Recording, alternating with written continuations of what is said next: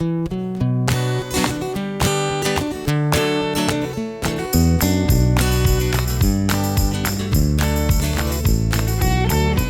the Underpowered Hour. On this week's show, I'm joined by Liza to talk about her Destination Defender panel, from Barbara Toy to Rebelle. She's joined by a panel of exceptional off-road women to celebrate Women's History Month. Here's the show.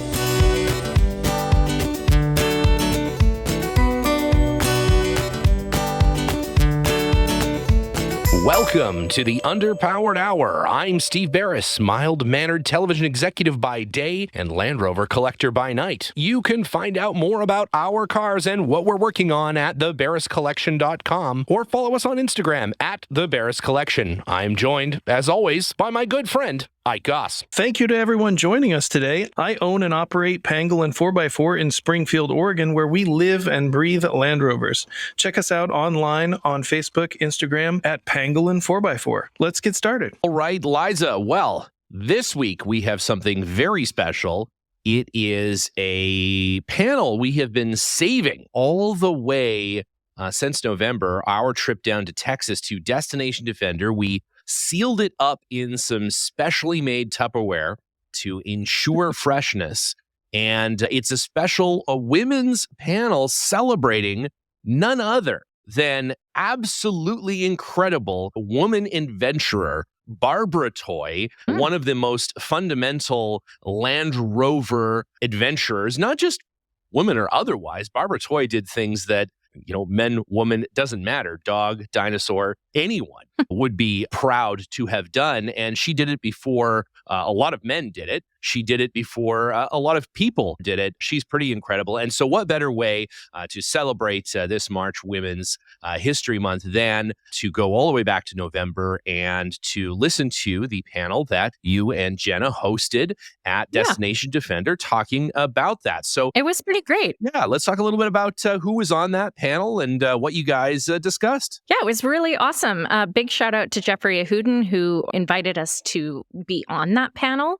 And we were joined by none other than Camel Trophy competitor and Land Rover driving instructor Daphne Green, who is... I think it's fair to say Land Rover legend. She Daphne is. Green. She is. And I don't fangirl over movie stars or pop stars or things like that, but I do get pretty excited when I get to hang out for the day with somebody as excellent and accomplished as Daphne Green. So that was really, really awesome to hear some of her perspectives and to sit right alongside her. And then we were joined by Laura Shacklette and Sarah Caldwell. Right, from the Texas Club.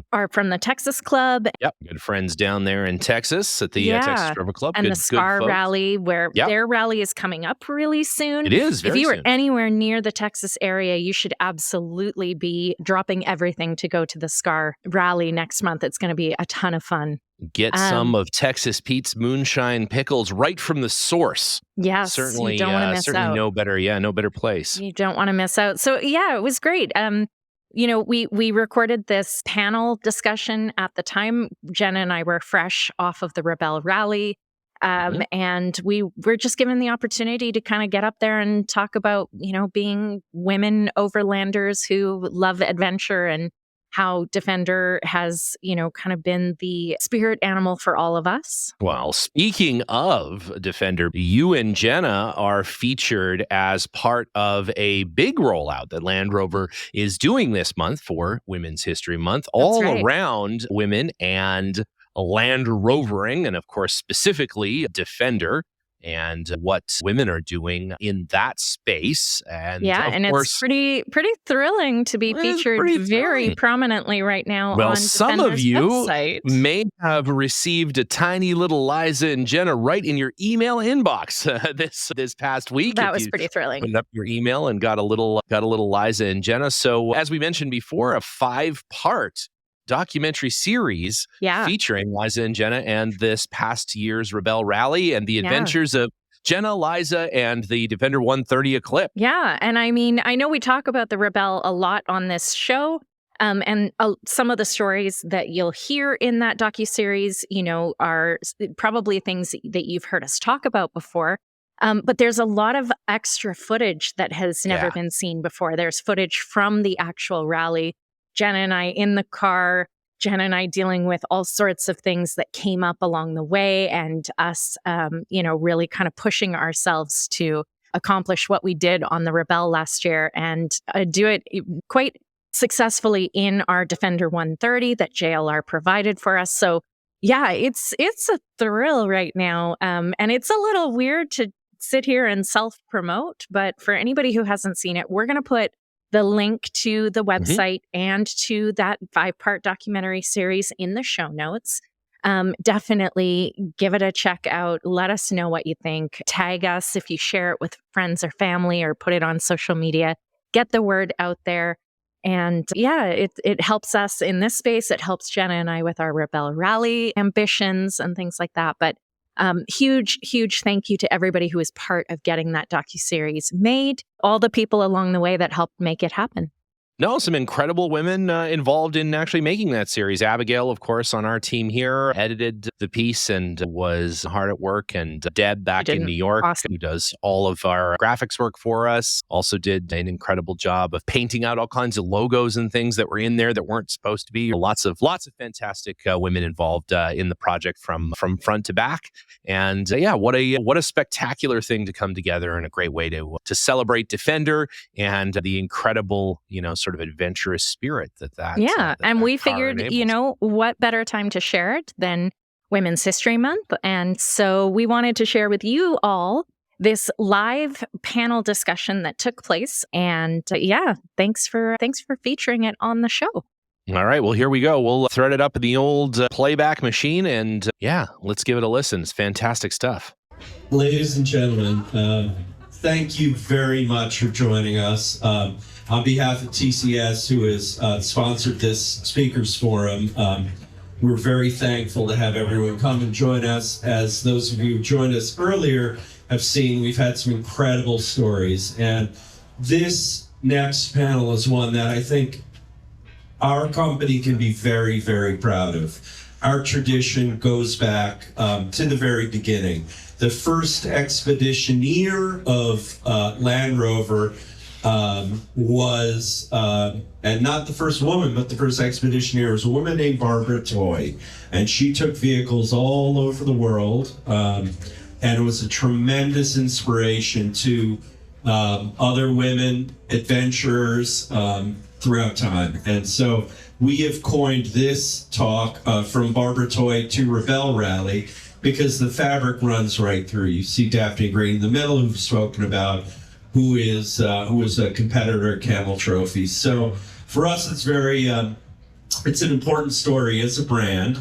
And I'd like to point one final thing out about the importance of women in our brand. Everything that you see around you and that you're enjoying today was part of a great team. But every great team is a great captain. And I'd just like to put a thanks out to Katie Parker, who has put together this incredible event. If we could all give her a round of applause. I don't see her around. She deserves it. Rest you, let me tell you. So in any case, I'm not going to moderate this, but I'm going to hand off to my friend and partner in and Rebelle competitor, Liza Beres, who can talk about the incredible tradition of Defender, Land Rover, and women through time. So, Liza, take it away. Awesome. Thank you. Hi, welcome everyone. Are you guys having a good day? Yeah? Are you a little chilly? I didn't expect it to be so chilly when I came to Texas in October, or November. But here we are. A big thank you to JLR for having us out here this weekend, and really thrilled to be part of Destination Defender. I myself am a huge fan of the brand and have been for a number of years as a new and classic Defender owner, and I feel very much at home surrounded with all of you like-minded people who also have taken to the brand in such a way. So we're going to have a conversation today. I have these amazing 4 partners in crime up here who all, for various reasons, deserve to be sitting in these seats. We're going to have a little chat, and we're going to talk a little bit as Jeffrey sort of indicated, about this adventurous spirit that has been woven through Land Rover from the very beginning, and the role of women at the center of that. And let me tell you a little bit about myself, and we'll go down the line really briefly. My name is Liza. I am a producer for the Underpowered Hour, which is a Land Rover podcast you should all be listening to every Monday. When I'm not doing that, I teach Pilates full-time. I have a 9-year-old daughter. I have reinvented myself many, many times over the years. But the thing that I am most proud of is in the last few years getting very heavily involved in competing in something called the Rebelle Rally, which we're going to talk about. And I have thrown myself very, very far into the deep end there and discovered that that is where I am the happiest. We're going to talk a little bit about that today, but I'm going to pass you on to my teammate, Jenna Fribley. Thanks, Liza. So my name is Jenna. I am also a hopeless Land Rover, enthusiast and driver and owner. Teammates with Liza on the Rebelle. And my daily driver is a 1966 Series 2A 88 station wagon, and my first car was a different 1966 Series 2A with a rare Expanda cab roof, if any of you were that nerdy. And I was thrilled to drive a new 2023 Defender in the rally this year, which was amazing and did great, and can't wait to talk about it. Perfect. And then many of you know Daphne Green, but if you don't, you should. Daphne, tell us a little bit about yourself. Hi, good afternoon. My name is Daphne Green, and I am a Land Rover driving instructor. I got into being a Land Rover driving instructor when I was chosen as the first woman to represent the United States, along with my partner Jim Sweat, who's also a Land Rover driving instructor, who's here this weekend, and to compete in the Camel Trophy. So it's a 4-wheel drive, physical endurance adventure, combines running, swimming, climbing, canoeing, and technical 4-wheel drive. There's 1 million applicants worldwide for 40 slots. So it was indeed an adventure. We were down in Central America and then headed the following year to the island to do the first east-west crossing of the island of Borneo in Indonesia. So it's pretty special. So, my name is Laura Shacklette, and I'm from Dallas, and my daytime job, I'm accounts payable clerk, but my passion is being the events coordinator for Texas Rovers, organizing their annual event, SCAR. And my first Land Rover was a 2002 Silver Disco, and I got that in 2006, and I've been hooked ever since on Land Rovers. Yeah, awesome. And Sarah? My name is Sarah Caldwell, and I am partners in crime with Laura.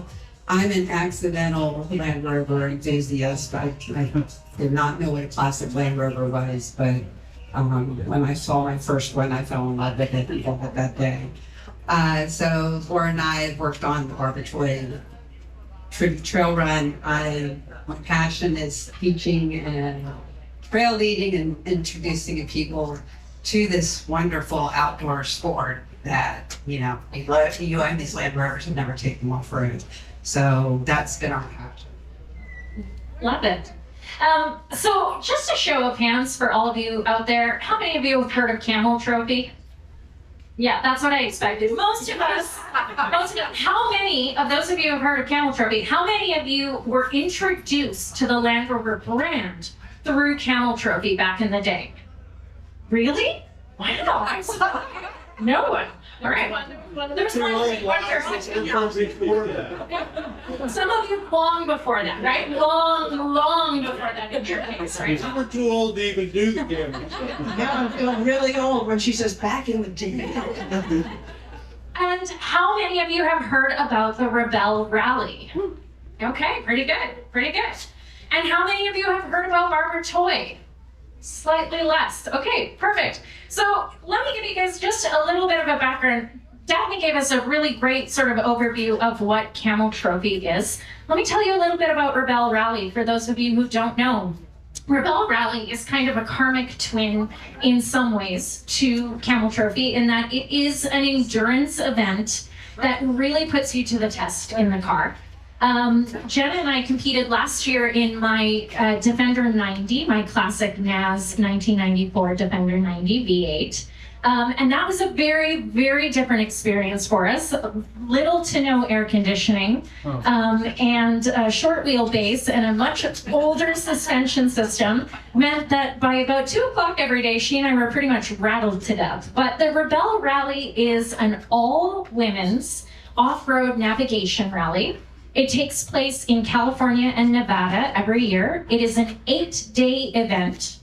And the whole point of it is a navigation rally with nothing but compasses and maps. No GPS, no cell phones. It is 100% offline navigation.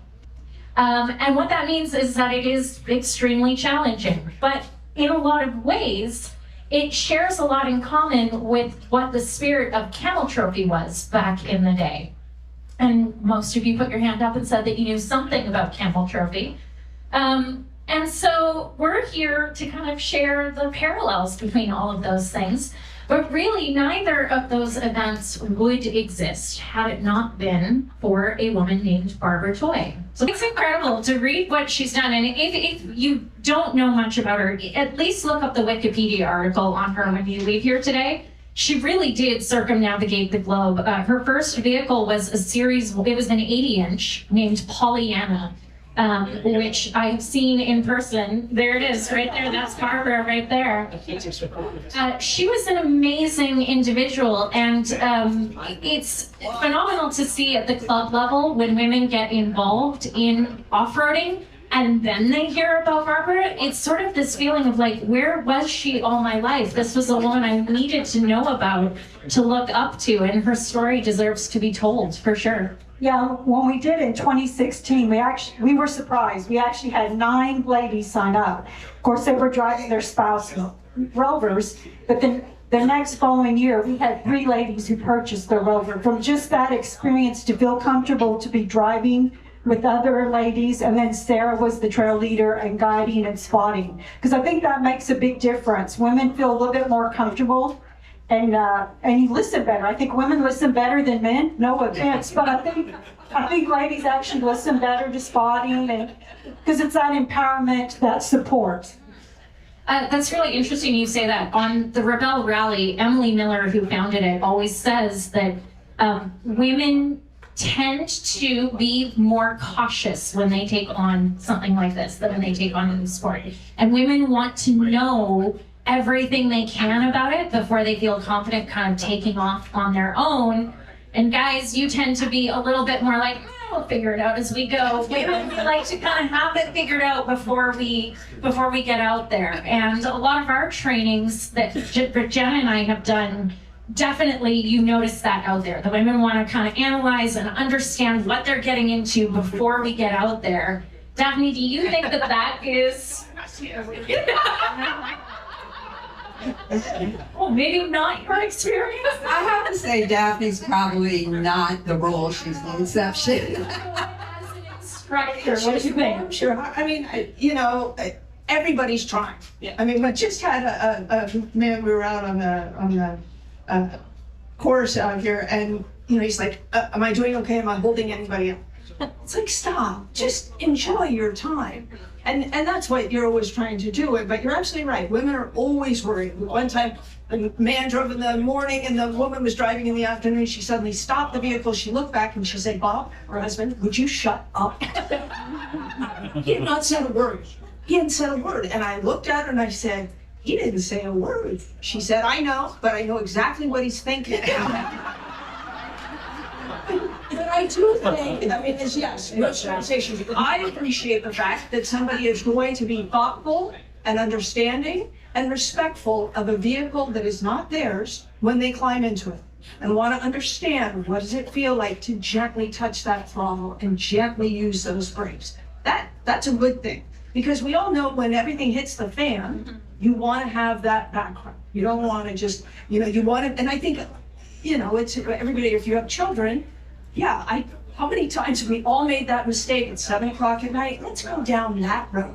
Oh, and it's midnight and everybody's really angry. I know this was not a good choice. So sometimes you need the responsible party in there. But I truly think that Barbara Toy, to be able to, you just imagine what she went through in some of those countries. I mean, it is beyond me. And so she is such a role model for all of us. When we start to feel like, oh no, I can't. Barbara Toy could, but we can't, you know? Yeah. Men and women. To add to Barbara Toy, when you're saying she went to all these other countries, she had to send a letter to the King of Saudi Arabia to get permission to drive there. And so she did. She had the letter with her, she had to keep, and then there was a young guy she had to hire that said it because they were driving on the opposite side. That way it looked like she wasn't driving, but she was driving. To add that, she was the only person that had ever met his hair. So I mean, she just went for it, you know, whatever she decided. And the original story of how she decided to do this, you know, she was from Australia, lived through the war in London after she separated from her husband, and she really didn't know what to do with herself, so she decided to be an actress, and she failed at that. Then she became a playwright, and she actually had some success with that. She was in a bar, which a lot of stories start in bars. A lot of them start in bars, and having a heated discussion with some friends, and one of the gentlemen said, you know, well, you can't do that. You know, you can't travel across the desert. And her response was, well, I am. I'm leaving in a couple weeks. Watch me. And she didn't have a truck. She didn't have a plan. But she decided that she wasn't going to be held back, you know, for any reason. And she had a real love of the desert. So much history. Again, read her story. From what I know of the five of us up here, I think we all have a love of the desert. It keeps bringing us back. There's nothing that motivates women more than telling her that she can't do it. I think most of the women around here can agree with that. Yeah. Tell us we can't, and we want to double down and do it even more. But I think there's also something to be said about creating spaces where you are told that you can do it. I would love to know from you four if there are any stereotypes that you have come across in your time being involved in Land Rovering or just being an adventurous person that you have had to deal with or that you wish you could dispel in the average person. Any stereotypes? I'm gonna share those here. Maybe not. Good question. Great question. I think one of the things I think as women drivers, you sort of touched on in an earlier question about, you know, are you carrying a torch? Well, a lot of people, their off-roading is more in a park environment, and there's other brands of vehicles there, and there are other people doing other things. And as a woman in the driver's seat, you come up to a very tough trail that these people are very familiar with. And when you see 20 of them sitting around at the base, looking at you like, you know, you can't do this. There's no way. You start to maybe internalize that, and then you're carrying a torch for the Land Rover brand because you want to prove that the Land Rover is much better than what they're driving. And you're also carrying the torch for women, you know, because they're looking at you and saying, oh, she can't do that. And I think I can point to several where, you know, I made it. I might have gotten stuck. And I can remember a Jeep. Yeah, the Jeepers were always at the bottom. And the trail is called Angry Jeep for the specific reason that it's a tough one and it's a blind, you know, where you're tipped up and can't see ahead of you, and you probably need a spotter and you can't see the spotter. So, you know, it's one of those where everybody's yelling, just give it more gas. You'll get over it. Just give it more gas. So, yes, I feel like we do put that pressure on ourselves as women, you know, and Land Rover drivers. Because a lot of people out in the field don't really think much of Land Rover until they actually see them perform. And they perform far better than anything I've ever seen. Anybody else? I was just gonna say that I'm gonna stop you for a minute, because when you say I didn't fail, well, right there's a judgment. Right, you were out there. You're not failing. I got stuck. You got temporarily detained. You're sitting here right now. And again, stop the judgment. And that's the thing. Today, I got pulled out twice. Who cares? I learned something. Yeah. That's the key. Yeah, I love that. That's the key. Yeah, constantly learning. Absolutely. Yeah. And having fun with it too at the same time. But that doesn't mean, we've done Land Rover adventures in Moab, Utah, and you'll be there with Range Rovers going up Poison Spider, and you see all these people going, you can't go up there. It's like, yeah, okay, thank you. And then they're like, holy crap, look at that. I thought those vehicles just hung out like at the country club. Welcome to the world. That's why we love it. So here's a question that any one of you are welcome to jump in and answer. So much about what we're talking about and about getting more women involved in this has to do with building confidence. Tell me a story where your confidence was really shaken and it made you question your abilities out there and how you overcame that. Anybody want to take that one on? So I have a photo on my wall of my truck in the Colorado Rockies. And it's a story I go back to. We were going up Governor's Basin, I think it was. I shouldn't have definitely, but I drive a right-hand vehicle. So as I'm going up, I can see sky. I can't see trail. And we're, climbing. And I get to a point where the trail is just getting narrower and narrower, and I'm the one that's hanging off the cliff and can see, 3,000 or 4,000 feet down or whatever. And I get to this point, and I can see a turnaround in front of me, and I know that's the end of the path. And I stopped. I was maybe 15 feet away from it. I couldn't, the adrenaline was coursing so strongly through my body, I could not force myself to apply the throttle to get that last 15 feet. My husband gets out. Well, he looks out, he says, "You're fine, plenty of trail." Okay, I can't. And he's like, he gets out, "Plenty of trail, I can't." And I finally said, my body will not allow me. It was such an incredible. And so I finally got out of the car, he jumped in, he drove the 15 feet. There was plenty of trail. It was incredibly spacious. And I keep that picture on my wall because it reminds me of what you have to overcome. You have to overcome yourself as much as where you are. Because, that's the old adage that, especially in a Land Rover, I have to do the Land Rover pitch, the weakest link in the Land Rover is the driver. And that was my sort of, where I failed. I didn't technically fail, I didn't roll it over or anything like that. I didn't fall into but I couldn't go forward. And I think of that often because you have things to overcome that you need to overcome. We always talk about on the Rebelle Rally that we don't do it because it's easy, and you grow the most when you are at your most uncomfortable place. You don't grow sitting at home doing your regular 9 to 5, sleeping in a cushy bed. Everything is going great. You grow when stuff gets tough. You grow when you are uncomfortable and you are challenged and you are doubting yourself, and that's where the most growth happens. Daphne, you look like you were going to answer that question too. It's interesting. So with Camel Trophy, it's you're covering about 2,500 miles. So we went through 5 countries: Belize, Mexico, Guatemala, Honduras, El Salvador, back to Belize. And at the start is 30 hours of nonstop physical competition.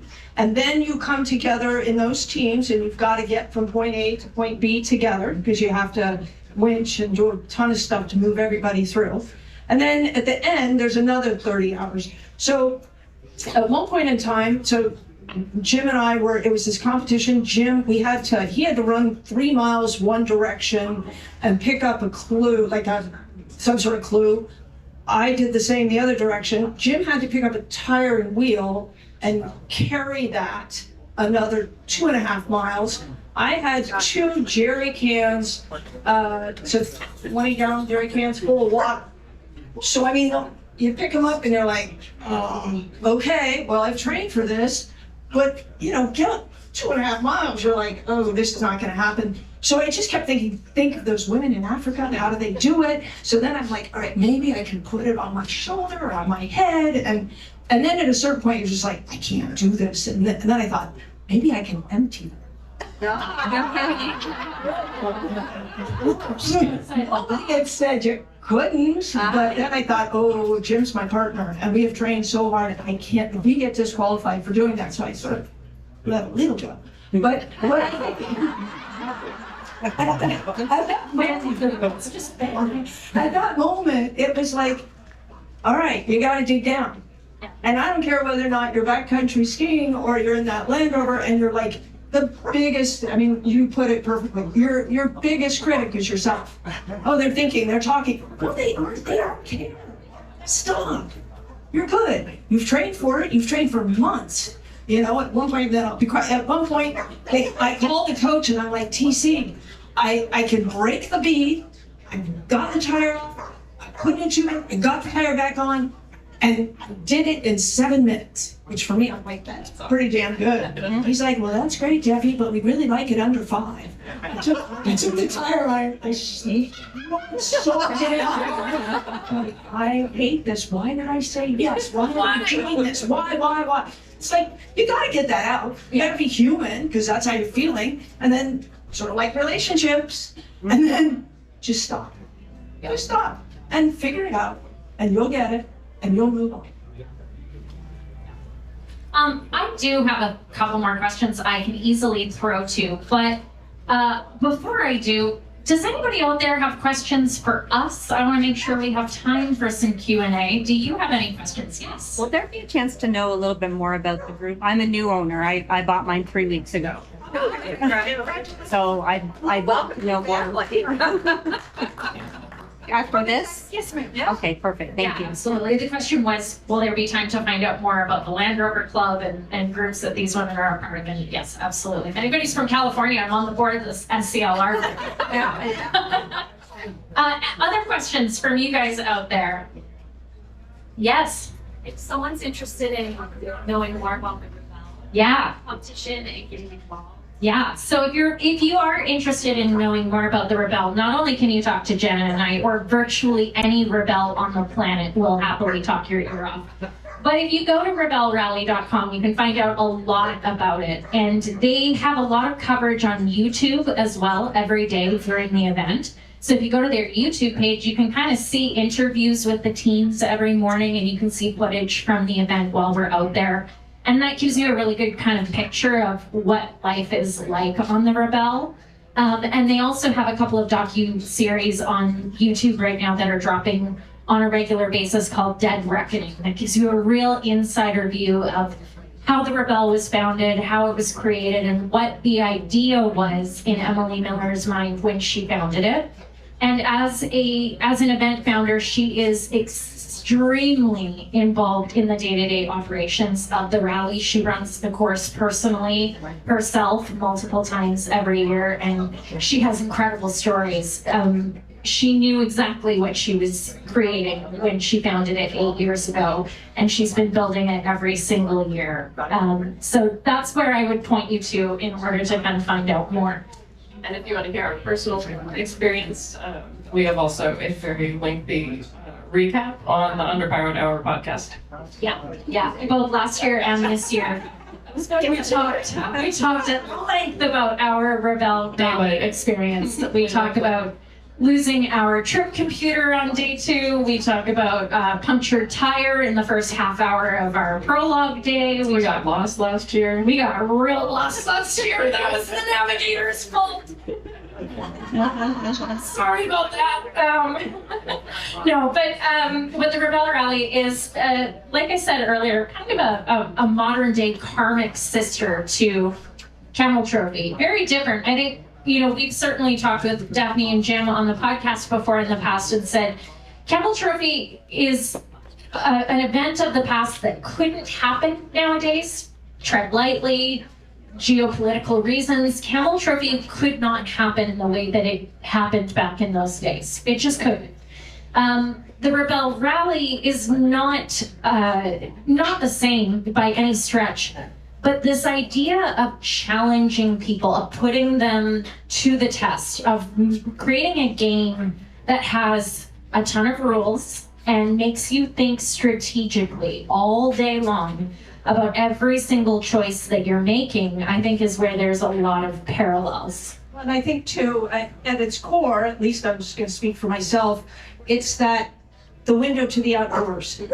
And so knowing the land on which you guys travel and having managed it is so special. And what we are responsible for is making sure that the lands can remain open. And whether or not that's a trail down in Georgia or in Utah and Moab or in California on the Rubicon, we all have that responsibility because we all want to be able to let our children go out there and be good stewards of the land. And so how do we do that? And sometimes that means you actually have to get involved. And some people are like, I really don't want to. Well, then you know what? That's not really helping us. And from a JLR perspective, that commitment to wanting to get people to the outdoors and then build those relationships and to do it responsibly, right?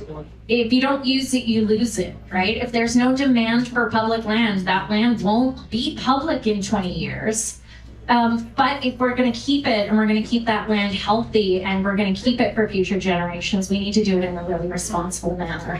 And the Rebelle Rally is really, really good at fostering those principles and those values in the competitors, and also showing people a piece of what that American West looks like and how absolutely incredible it is. So, yeah. Did that answer your question in a very roundabout way? Any other questions from the crowd? All right, well, we have just a couple minutes left, and so I would love to know from you four if there are any stereotypes that you have come across in your time being involved in Land Rovering or just being an adventurous person that you have had to deal with or that you wish you could dispel in the average person. Any stereotypes? I'm gonna share those here. Maybe not. Good question. Great question. I think one of the things I think of women drivers, you sort of touched on in an earlier question about, are you carrying a torch? Well, a lot of people, their off-roading is more in a park environment, and there's other brands of vehicles there. There are other people doing other things. And as a woman in the driver's seat, you come up to a very tough trail that these people are very familiar with. And when you see 20 of them sitting around at the base, looking at you like, you can't do this. There's no way. You start to maybe internalize that, and then you're carrying a torch for the Land Rover brand because you want to prove that the Land Rover is much better than what they're driving. And you're also carrying the torch for women, because they're looking at you and saying, oh, she can't do that. And I think I can point to several where I made it. I might have gotten stuck, and I can remember a Jeep. Yeah, the Jeepers were always at the bottom. And the trail is called Angry Jeep for the specific reason that it's a tough one and it's a blind, where you're tipped up and can't see ahead of you, and you probably need a spotter and you can't see the spotter. So, it's one of those where everybody's yelling, just give it more gas. You'll get over it. Just give it more gas. So, yes, I feel like we do put that pressure on ourselves as women, and Land Rover drivers. Because a lot of people out in the field don't really think much of Land Rover until they actually see them perform. And they perform far better than anything I've ever seen. Anybody else?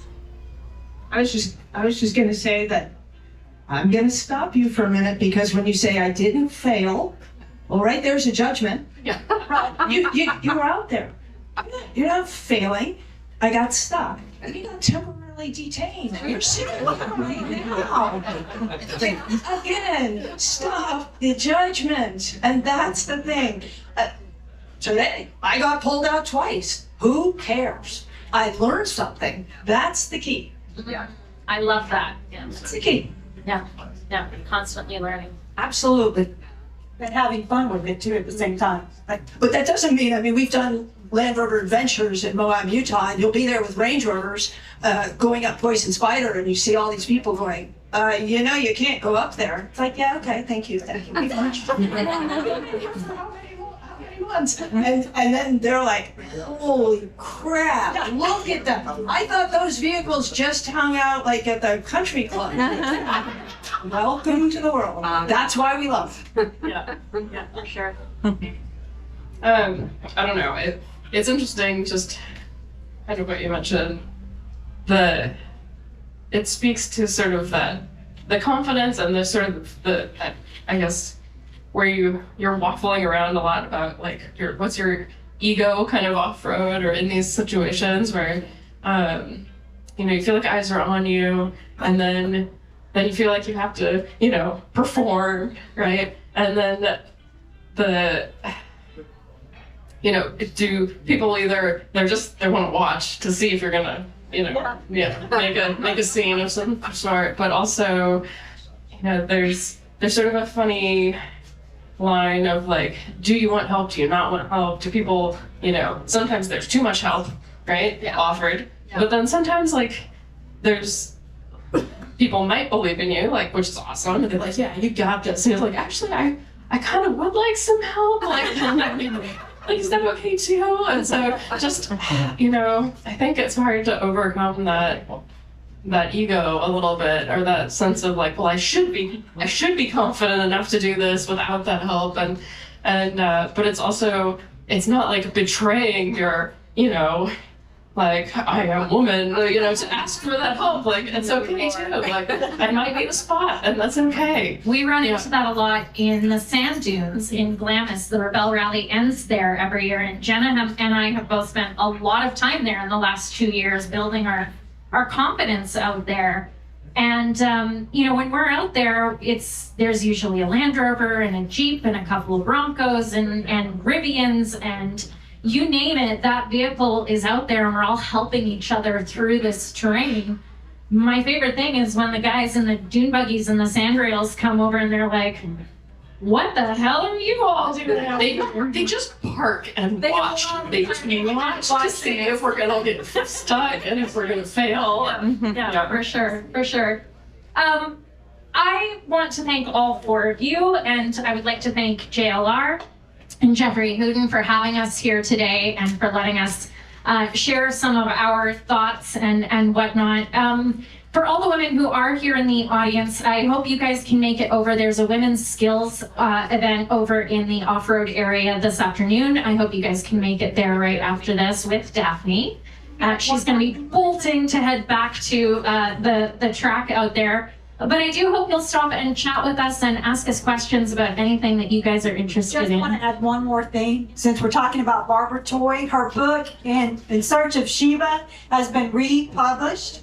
You can only get in the UK, but there is information on your site, right? Underpowered Hour. We have it on our site, and I'll make sure that it's nice and obvious later today in case it's kind of buried on there. But absolutely, if you search for In Search of Sheba, and we did an episode about 6 weeks ago talking about bringing that issue back into print. And it's a great book. You can order it from the UK only, but it is required reading for anybody out there who has ever been looking for a kindred spirit to kind of be their role model in life. If she could do it, we can do very, very difficult things. That woman had, forgive me, bigger balls than pretty much anybody I've ever met. So, with that said, I think that's a great way to end a women's panel.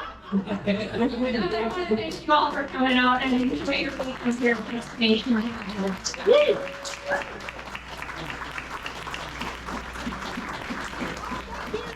All right. Well, hey, it is always amazing to hear from Daphne Green, man. I love Daphne from the very depths of my I heart. do too. She is just incredible. And her ability to not just navigate the Camel Trophy in such an incredible way with such grace, but also to deal with Jim Sweat through that entire process. Hero. Incredible. I mean, it's Yeah. incredible. Obviously, Jim, also a very good friend of the show and in general. And those two, we've been so lucky to have them on the show together a number of times. And yeah, just wonderful people, and really a treat that Land Rover has kept those folks so close in the family, and As they still, come to events and things. As they should. I think that, JLR is a very forward-facing company these days.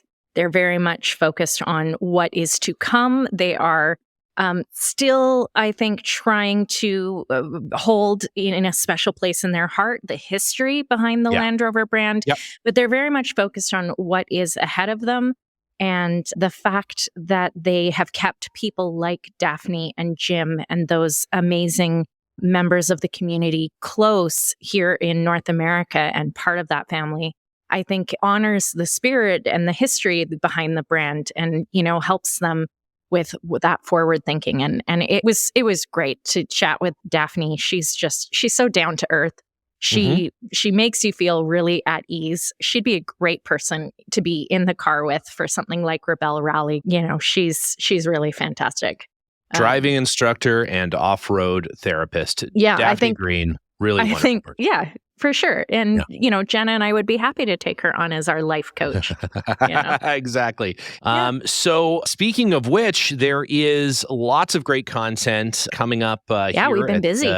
At the old Underpowered Hour. We have been busy squirreling away things like nuts in a tree for the winter. We're hard at work on a number of things. New content coming out on YouTube every other week. This week's episode, more 3D printing, as I don't know, people seem to like the 3D printing stuff. So this is we're kind of coming to the end, the natural end of the 3D printing stuff, and then back to your normal Land Rover oriented programming. But we're doing a little comparison between the $10,000 Ultimaker 3D printer and our brand new Bamboo Labs, a $1,500 printer, and comparing and contrasting some of the differences between those machines, as well as giving an update on our massive storage project as we 3D print thousands of little bins in the workshop.